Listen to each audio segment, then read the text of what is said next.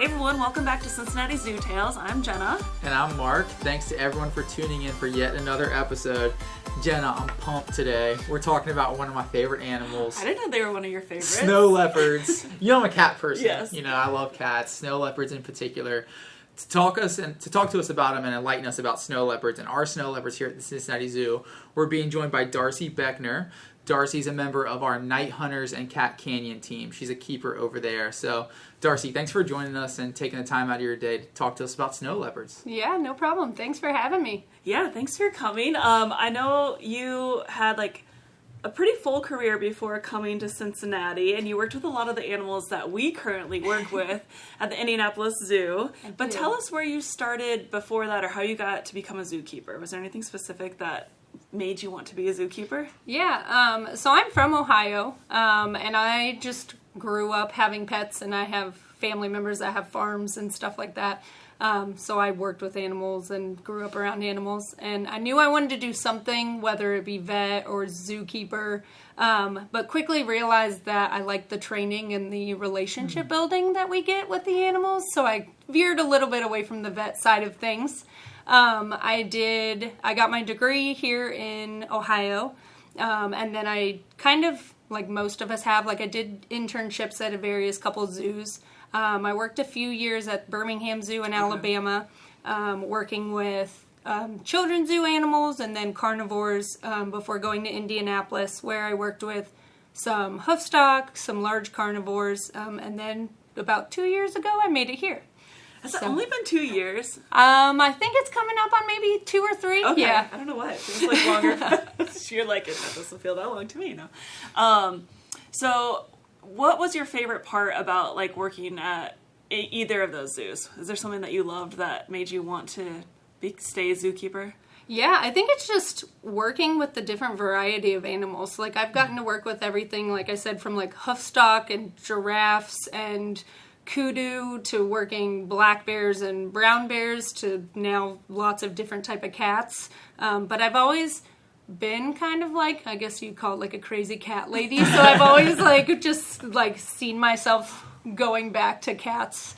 And that's primarily what I work with now. So awesome. I could definitely relate to you on that crazy cat person. I'm right there with you. How many cats do you have at home? I have 4. 4, okay. Yeah. I do have a dog too.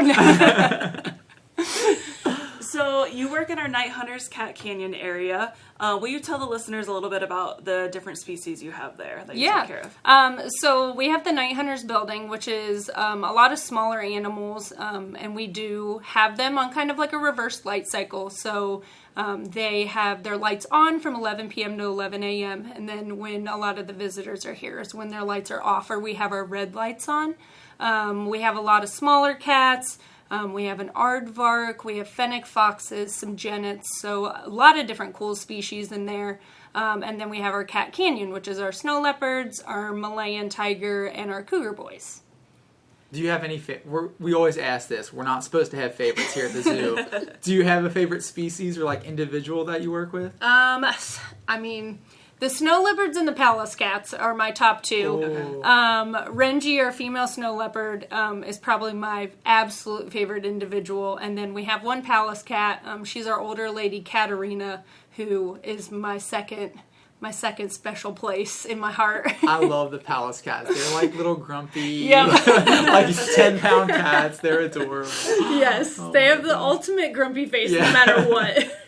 So we are talking about snow leopards specifically today, and you said Renji is your favorite. Yes. So will you tell us about Renji and her personality, her age? Why is she your favorite? Yeah, Renji just actually turned 13 in January. She was born at the Chattanooga Zoo and came to the Cincinnati Zoo when she was about 1 year old to be placed with Nubo, our male.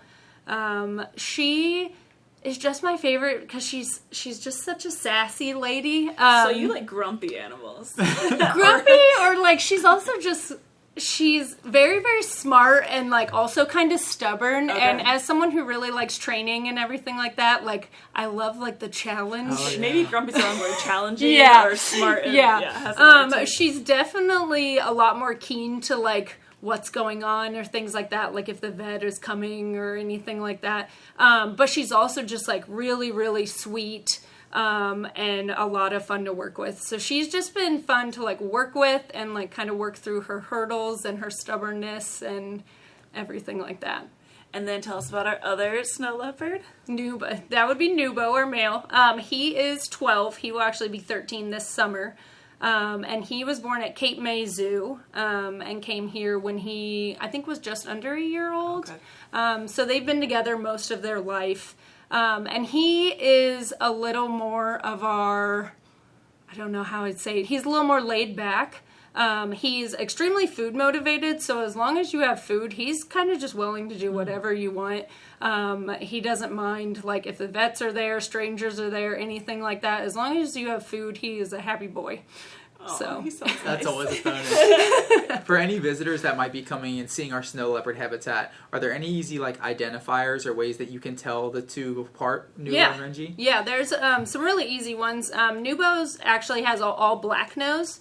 And Renji has a pink nose. That's probably the easiest ones. They are a little bit of a size difference. Nubo's a little bit bigger than Renji is. And he's got a little bit of wider, broader head. But then the other really kind of easy one, if they're up moving around and everything, is Renji has a really distinctive bend in her tail. And so her tail kind of almost goes in an L shape, whereas his is very, very straight.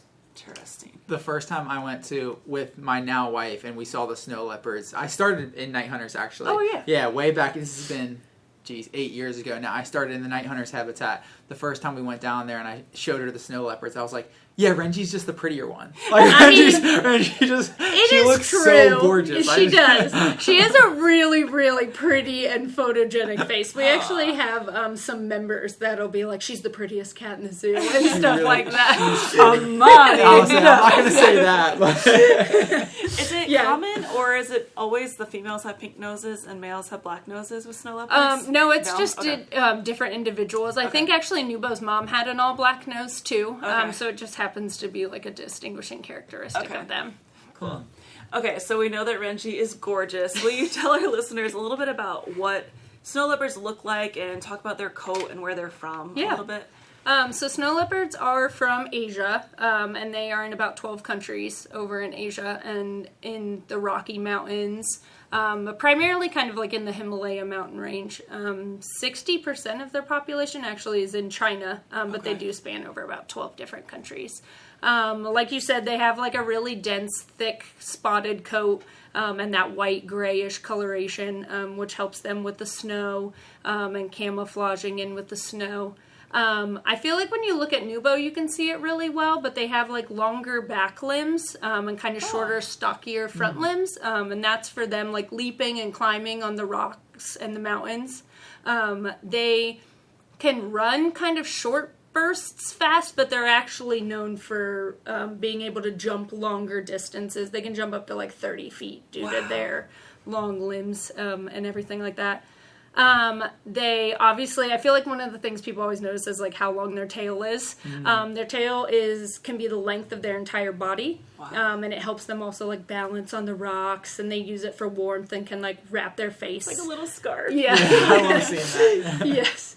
And then I'm trying to think now. They have like larger front feet that are kept from sinking in the snow. Okay. So they're really adapted for elevation and colder climate, and getting around on those rocky mountains. Yeah, their paws are almost like snowshoes, right? Yes. For their size, they're gigantic relative to their size. Like, I feel like their paws are just as big as the lions almost. And I don't think I've ever really been like super up close or like spent time around them, but I feel like I know what you're talking about, and they have like all the fur underneath, right?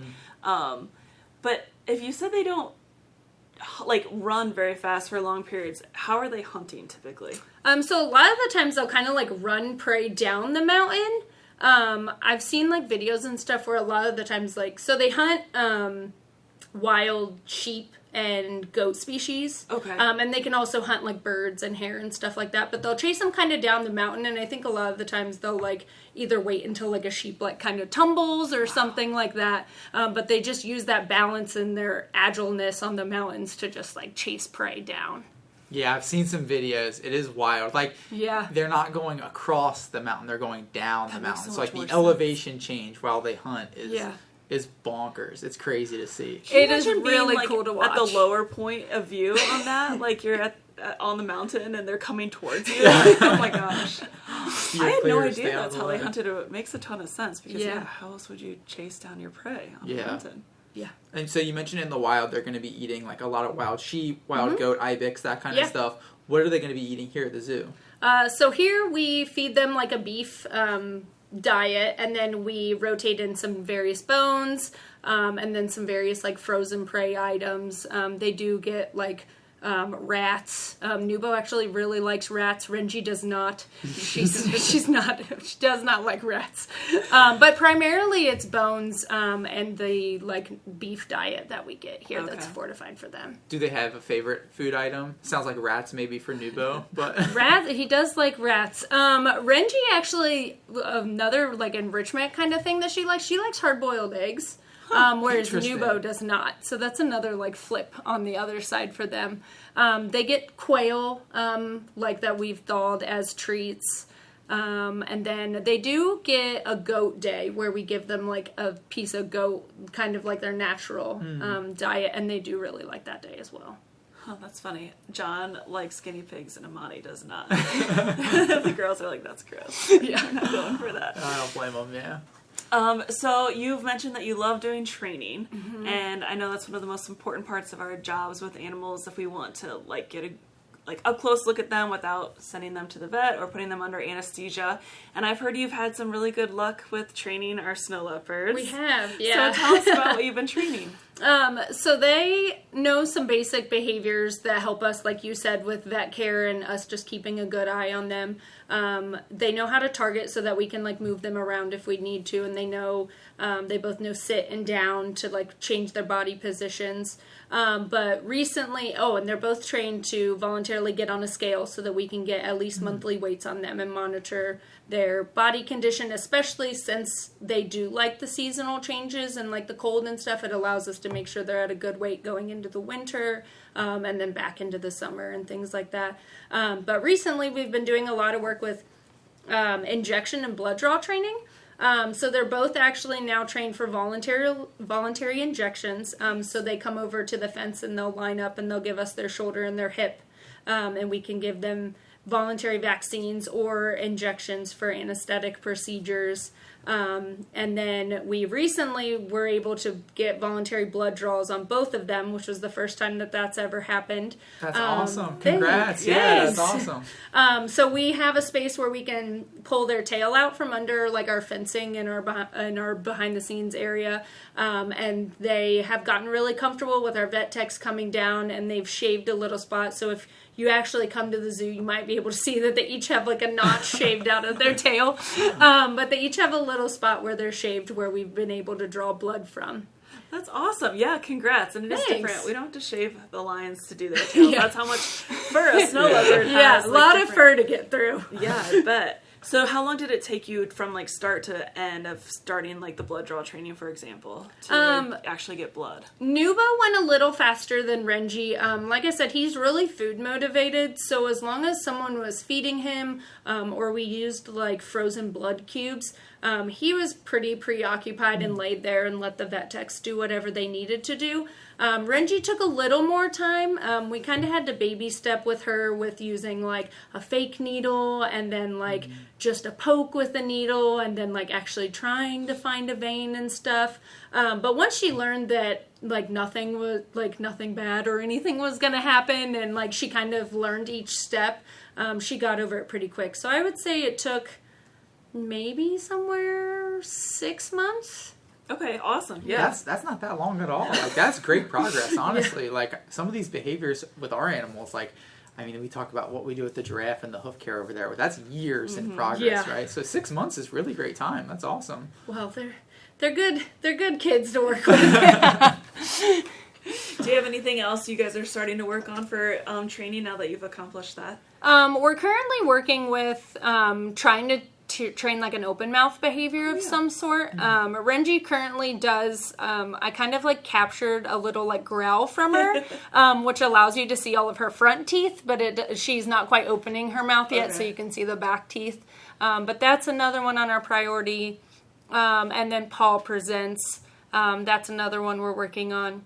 Another behavior I forgot that Renji knows is she's also ultrasound trained. Oh, yeah. So we work with our crew department here at the zoo, and she does voluntary ultrasounds for them as well. So they were brought here for the hopes of breeding, correct, in the past, and unfortunately that hasn't happened yet, and she's likely at an age where we won't see that happen, is that correct? Yeah, unfortunately she's getting, well, both of them are getting into like their older years, so it's not likely that we will have cubs here with them. I guess ultrasounds, though, can be used for many different, to check organs and Yeah. such. So are there anything specific you guys are looking for, or in the past was it always for reproductive reasons? It was mainly for reproductive reasons, but recently we had a time period where we suspected that she maybe had like a UTI or a urinary tract infection, and we were able to see, like, to try to see her bladder that way and see if there was anything.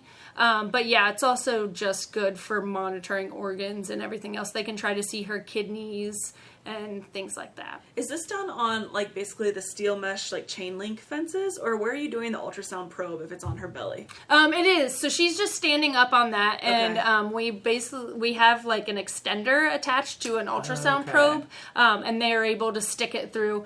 She does really, really well. They're able to spray her with alcohol and apply the ultrasound jelly, and she just kind of cleans herself up when they're all done. But we just use an extender and are able to touch her stomach through the fence. That's pretty impressive, one, to get through all that fur, but also that she'll, like, kind of be in, like, a standing or sit position to do that. Is it standing all the way, or is she, like, on her haunches? Oh, no, she's all the way up. All the way up for that long. Wow, that's pretty impressive. Yeah. That's awesome. Yeah.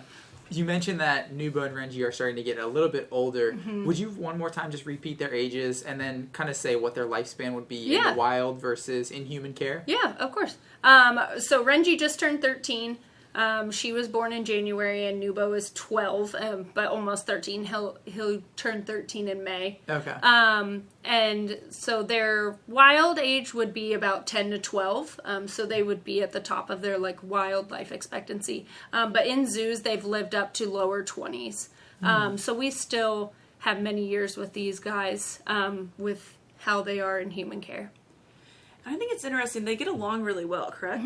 But typically they would be solitary in the wild. Yeah. Do you think that it's just, like, their laid-back personalities, or is it common in zoos that snow leopards live together, or is it just these two? It kind of depends on the pair. I know a lot of zoos that do have to have theirs by themselves, and they do kind of, like, rotate them and have them in a solitary manner, and they would be solitary in the wild.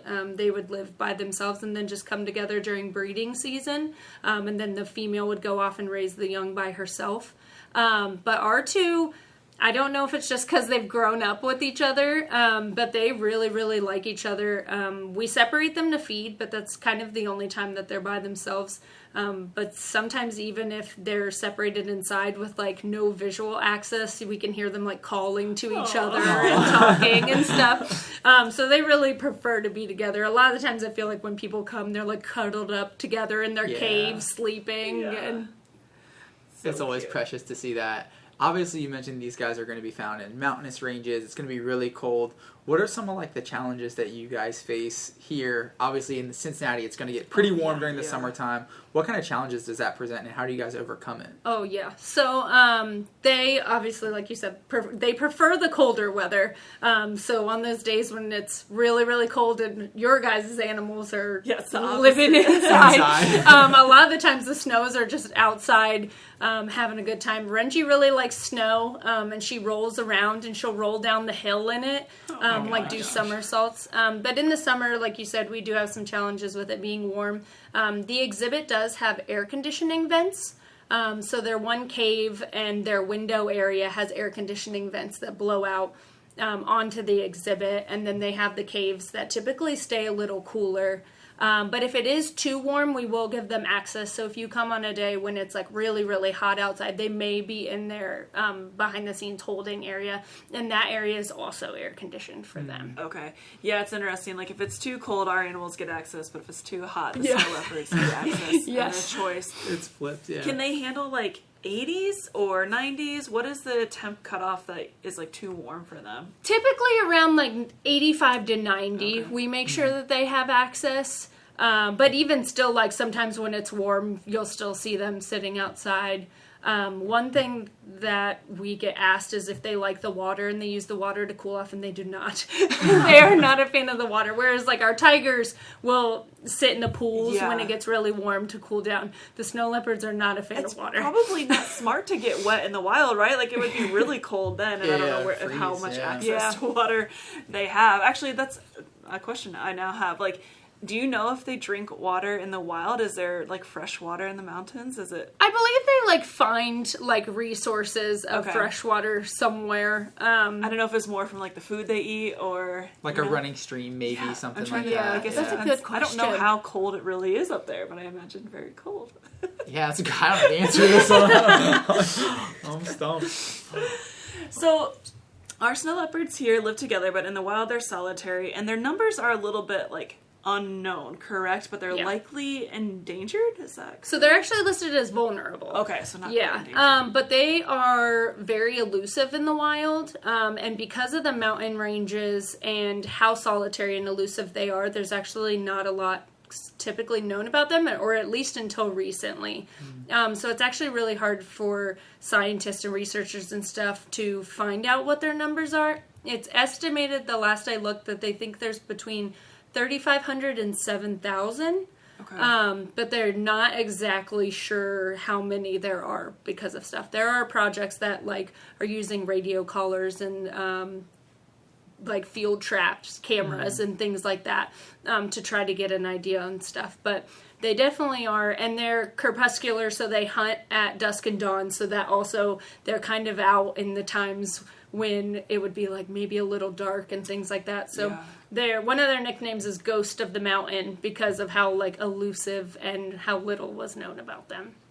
Yeah, do you guys still see more activity from Nubo and Renji, like at mornings and evenings, like, or are they pretty much adjusted to your schedule? They typically are also sort of like that as well. Okay. Like they'll be more active in the mornings and things like that, and then when you come by in the afternoon, they tend to kind of hunker down in their cave and sleep. But then by the late afternoon, when they would maybe be getting their afternoon feeding, they're kind of up and about again. So kind of both. They should come either first thing or last thing when they visit. I know a lot of people ask about when to see certain animals, and a lot of them are on our schedule where they're getting fed usually like first thing in the morning and the late afternoon, so they're usually more active for that reason. But a lot of animals are also crepuscular and just active at those times usually. So it's one of those things where they're hard to find. They're very elusive, and it gives me hope that maybe there's like way more than we think. And also because there's got to be less like human conflict with them, right? Or what are their biggest threats in the wild? So they have a couple. One of them is climate change. Since they do live in like the colder regions and the mountains and things like that, the climate change is a part of it. But human conflict actually is one of their largest problems. So one of their conflicts is loss of their prey, and part of that is due to human encroachment and like farm livestock of like the native people and everything. The livestock fields are taking up kind of the habitat of the wild sheep and goats that they would hunt. And then in addition to that, there's just like the snow leopard's habitat loss in general by building new roads, building railways. Man, I was really hoping they were safe up in the mountains, like less people moving in. With the mountains, though, there's also comes like mining. So there's a lot of mining for oil and gems and things like that, which is what is affecting the mountains. But then also with expanding communities, there is the loss of their prey, their natural prey. There's the human-wildlife conflict of sometimes the snow leopard will choose to prey on the livestock of a farmer, and then unfortunately the farmers and the communities will use retaliatory punishment onto the snow leopards. Yeah, and I feel like we talk about it a lot with other animals, and correct me if I'm wrong, Darcy, but I feel like fragmentation is also a big issue, right? Like, as the habitat gets split in two, now there's a range of mountains on one side and a range of mountains on the other, and there's no more connections between those two spaces, so snow leopards can't move between the area to breed. Yeah, and they actually do travel a lot, and they move their home ranges, so they don't stay in like a home range for their entire life. They migrate them. So like you said, that's a part of that too. What is their home range large? Are they it can be really large. Okay. Yeah, they can travel it can be up to I think 1,000 square kilometers. Okay, I thought I heard that, or even larger. That they large home ranges. That would make it even harder to come across another one too. Yeah. There. What causes the migration? Do you know? Are they just following food sources? Yes. Or okay. Yeah, they just move with food availability. Okay. Man, so they do have a lot of the same issues that animals that aren't living in the mountains have. Yeah. It's a bummer. I know you would hope that they're kind of immune to it because their habitat isn't necessarily desirable for human lifestyle, but there's still all kinds of threats they face, unfortunately. Yeah. But luckily there's a lot of groups. There's groups like the Snow Leopard Trust, and the zoo works with the Snow Leopard Conservancy. I thought so. Yeah, so the Cincinnati Zoo works with the Snow Leopard Conservancy, and these are groups that are going over there and helping directly with the snow leopard population. The Snow Leopard Conservancy works in, I think, 7 of the 12 countries, and they go over there and work directly to do more research on snow leopards just in general so that they can find out more information on how they live, how they breed, how they're moving, things like that. But then they also work with the locals to educate them more on the importance of the snow leopard in the ecosystem, and things like building stronger corrals for their livestock to help prevent them from predation risks and everything like that. And then they also work to tourism is becoming more popular, and so they work to build places for the tourists to come, and then that increase of finances helps the local communities and kind of offsets if there were to be any kind of predation from snow leopards. So those groups are doing a lot to help the snow leopard numbers and to help bring awareness to those communities on how important they are. That's good. That's amazing. Yeah, that's amazing. You wouldn't think of, at least I wouldn't think of ecotourism as a big benefit for snow leopards. I feel like that's got to be I would love to see a snow leopard in the wild one day, but that's got to be a tough trip to make, right?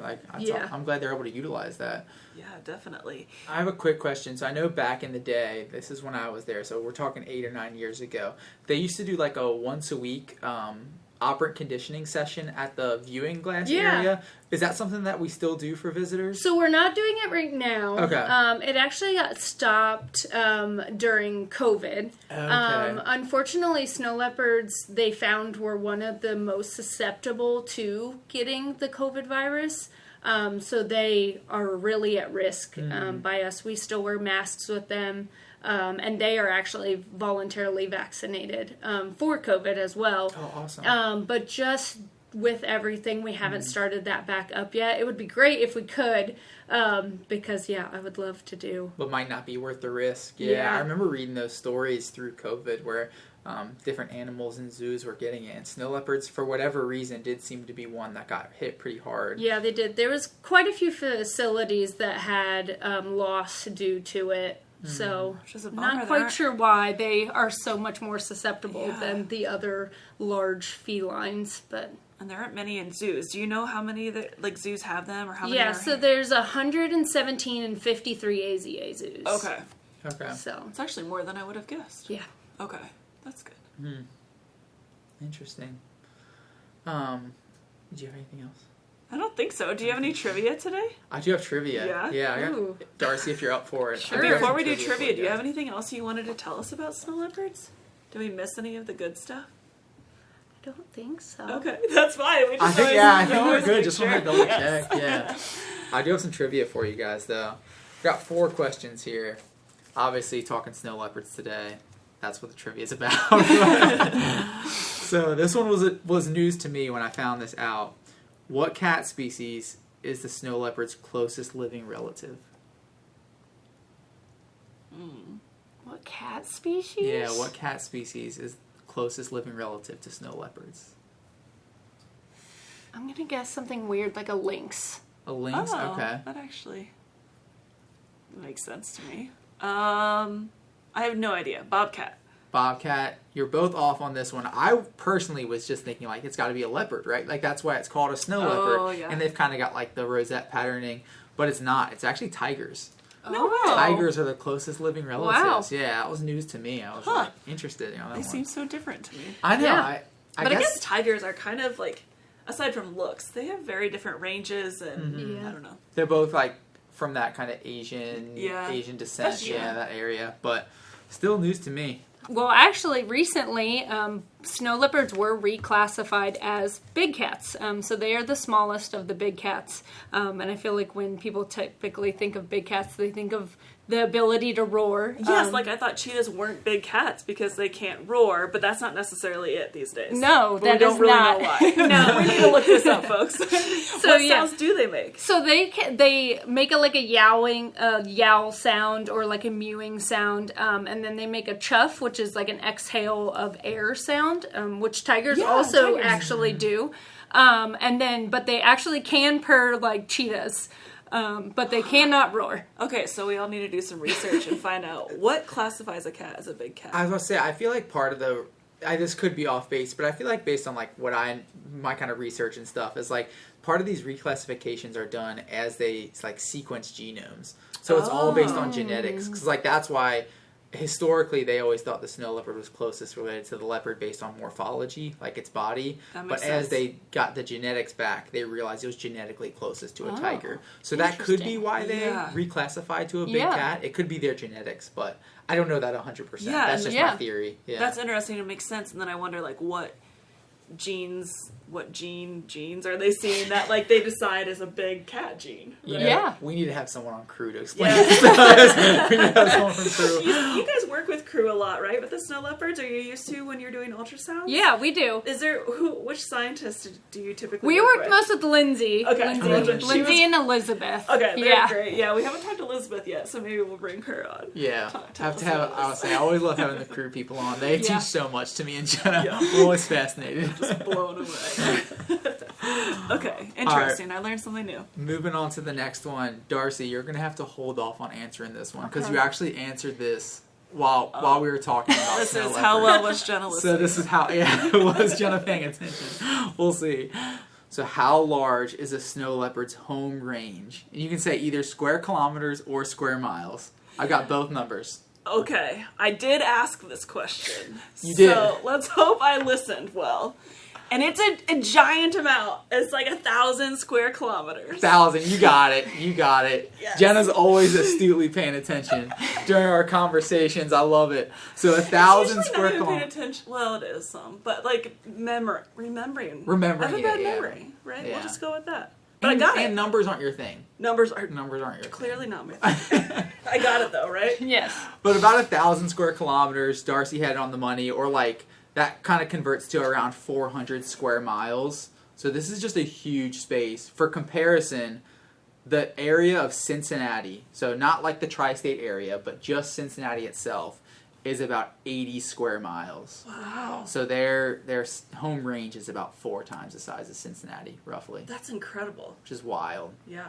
And there's only one snow leopard? Yeah. per- That's crazy. Yeah, I think Darcy, you would probably know more than I do, but like I think it's just such a large area because that's how sparse their prey items are. Like they have to have a bigger Oh. range so that they can find prey in the area. Yeah. Man. Yeah. Make it hard to find each other and Mm-hmm. to have that many living. I guess I really don't understand geography or numbers, so I'm like, how is there enough space for all of these? Yeah. But Your one exception where more than one would be like well, the two exceptions would be like crossing to breed or like happen to crossing when like looking for prey and stuff. But like a mom with cubs. Okay. So she would have cubs with her for about 2 years. Oh, wow. So. That's, okay. Okay. Do you know what their normal litter size is? Like, It's normally like 2 to 3, but they can have 4 to 5. And they have about a 90 to 110 day gestation. So approximately 3 months. Okay. Wow. Can you imagine having to hunt for 5 cubs on your own in that sort of environment? Yeah. Wow, that would be tough. Do you know how big the cubs are when they're born? I think just a small, like, Couple maybe pounds not or even couple pounds. Okay. Yeah. I did see when I was like looking up some things that they typically, if they get a large prey item, they will eat on that for about 8 days. Okay. And so they'll go hunt about maybe 8 days for a larger item. Do you know if the cubs like stay put while the mom hunts, or do they follow along? Like That I'm not sure, but I would assume, especially with the terrain and everything and how small they would be, that she probably leaves them behind and probably brings to drag stuff. it back up. Like if they're following them down the mountain, then she has to. Oh my gosh, that's amazing. And then how much do adult snow leopards weigh? They can range from about like 55 to 110, so it's kind of a wider range. Ours personally here at Cincinnati, Renji currently weighs about 70 pounds and Nubo weighs about 80.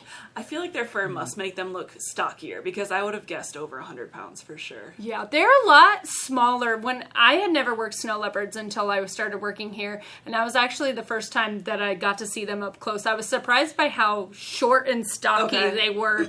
I expected them to be a lot taller and larger than they really were. I'm ashamed to say I don't ever get really good looks at them. I'm gonna have to make that a priority. You'll have to come on over. Yes. I think stocky is a good description, because they're like short, but they're kind of thick and muscular. Yeah, like, they have really muscular bodies. Yeah, and that's why I would have thought they would be more. They would weigh more, but okay, not that big actually. 55 pounds. All right, so now we're talking about how big their home ranges are, and Darcy's elaborate on how elusive snow leopards can be in the wild. So Rodney Jackson, who was a biologist and conservationist, he conducted a research trip, the first known trip where they tried to radio collar snow leopards in the 80s. This was which isn't that long ago, and this is when they're trying to get some of the first information available on snow leopards. They wanted to radio collar snow leopards to find out their home range size, where they're going, where they're hunting, all that kind of stuff. So he spent 4 years in Nepal trying to radio collar snow leopards. Oh my gosh. How many snow leopards did they radio collar in 4 years? I'm going to shoot really low and say like 2, but I do not know the answer to I was going to this. say 1. 1. You guys are really close. Like, it's a tiny number. They collared 5. Wow. 5 snow leopards in 4 years. Love how you give us so much credit. That would be... Could you imagine? You spend 4 years in the mountains The looking for patience they snow must have leopards and you had. find 5? Oh my gosh. But that home range is gigantic, so... Yeah. And I can only imagine how well they camouflage if they're sitting still. Mm-hmm. Yeah, I know. And it's just always crazy to me, like, how little we know about some of these animals. Yeah. Like, snow leopards are one of those that there's still so much for us to learn about and discover. And I think we're getting a little bit better now that we can use, like, remote tracking and camera traps and all that kind of stuff. But back in the 70s and 80s, they didn't have that stuff. We have a lot more technology now that allows us to get up in those areas. Yeah. Definitely. All right, moving on to our last question here. If you've ever seen a great animated film, Kung Fu Panda, the villain is a snow leopard. I don't like snow leopards painted as villains, but the villain is a snow leopard. Do you guys know the villain's name? Have you seen this movie? No. I actually, one of my coworkers just teased me about this earlier today, no and I way. do not remember what she said its name was. Is it like something that we could put together? Like Jenna, you've got a toddler. You've never showed him No, Kung Fu Panda? I haven't. Oh man, it's a good one. Is it? It's a good one. You know, can we go off on a tangent for a second? Animals being painted as villains is so hard for me with toddlers at home, because That's fair. I feel like my career, I try and explain that, like, snakes aren't bad, hyenas aren't bad, and, like, one of our favorite movies is The Lion King, and different, like, shows and things, hyenas are always the villain. Yeah. And it's so hard to explain to a 3-year-old that they're predators, yes, but they're not bad, and they're not mean, and I used to say this when I was, like, an interpreter for Wild Encounters, and somebody would be like, snakes are mean. I'd be like, do they steal your lunch money or call you names? Like, that's mean. Like, eating to stay alive isn't mean. But anyways, that was my tangent. Like, snow leopards shouldn't be painted as villains. They're just trying to survive. No, that's a fair point. In this particular movie, is not really trying to survive. He's a kung fu master, but I guess you'll just have to see it. Is he like a bully kung fu master? He is, yeah, he is. Okay. I guess they're basing it off of that great mountain agility. That's what it is, yeah. The agility and the strength, yeah. That's is there any way we could just like I don't guess think, it? if you haven't seen the movie, I don't think you're going to get it, not. but it's Tao Long. Definitely. You know? Yeah, but I would recommend Kung Fu Panda. It's a good one for sure. Good to know. Good to know. Besides the fact that the snow leopard's a villain, like you said. Okay, well, if you don't have any other snow leopard stuff you wanted to talk about, I will ask the final question. What can I do? Is there anything you do at home or anything you suggest to others to, help either snow leopards in the wild or just good for the earth in general? Yeah. So one thing that I do with either my friends or my husband, he actually works here too. So we do this a lot, is we carpool as much as we can. So we carpool to work and then I carpool with my friends if we're going places. And that just helps reduce carbon emissions and the carbon footprint, which overall helps our environment and our atmosphere and that climate change, which is one of the snow leopards' current threats. So that's a good one. It's easy enough to do, especially if you're, living close to friends that, you could travel with to the movies or whatever you're doing. But work, especially if you're doing that 5 days a week, could make a big difference. Yes, it definitely does. Definitely, and it's another one of the, we touch on these in a lot of our what can I do's, but not only is it good for the environment, but it's also financially good too, right? You're saving money on gas. Gas is expensive right now. It just makes sense. It's something that's really simple but really meaningful. Yeah. I love that one. Yeah. Awesome. Well, thank you so much for joining us. Yeah, thanks for having me. Yeah. You'll have to come over and see them up close. Yes, I need to make that Definitely happen. take me up on that. We say that we need to get out a lot more. I know. So. I know. We are getting to the end of winter now, though. I hope we get maybe one more snow for Renji to roll down the hill. Yes. We'll have to see. It's very cute. But we just had a few weeks of very, very cold temperatures. Were they loving that? Did you see activity levels change or? So they were more active, and even with the days when it was really cold and we had negative wind chills, we would give them access to come inside the building if they wanted, and they would be outside laying in the cold weather. We gave them one of their favorite things is big floofy straw bed, and so they would just nuzzle down in their straw bed and sleep in the cold. So they were having a good time. Oh, I know we were just about to end the episode, but we didn't hear about any of their favorite enrichment. Do they have any? Yeah, so they do. They're very scent oriented. So some of their favorite things are various spices or perfumes. Okay. Nubo really likes Dolly Parton perfume. Shout out to Dolly. So he'll rub his face on the rocks or the toys that we put it on. I touched on a little bit. Renji really likes hard-boiled eggs, and that's an enrichment thing for them. And then one of their favorite things that we tried with them this past summer that we actually got from you guys that we found out that they loved was ostrich eggs. I'm going to send you home with some. I mean, back to work with some. Yeah. But yeah, they loved them. We put them out there, and we found them the next day just completely smashed. Oh my gosh. And then we have cameras on the exhibit, so we were able to look back, and we saw Renji and Nubo just throwing them around and batting them around like little cats.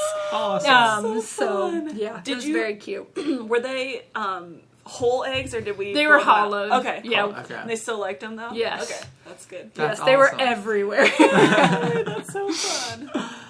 That's awesome. All right, I think I'm done with questions now. Yeah, you have thank anything you. else? I got nothing else. Okay. No. Well, thank you for your Yeah, time. no and telling problem us at about all. the snow Thank you. leopards. For sure. Shout out to Nubo. Shout out to Renji. Shout out to Darcy and all the amazing training. Your whole team, I'm sure. Obviously, thank we you. know, it takes a village to do this Yes, kind of it stuff. does. So shout out to I your have a team for your great amazing team. training. Yeah, that's awesome. Thank you to all you listeners out there for joining us for another episode. Until next time. Have a good week.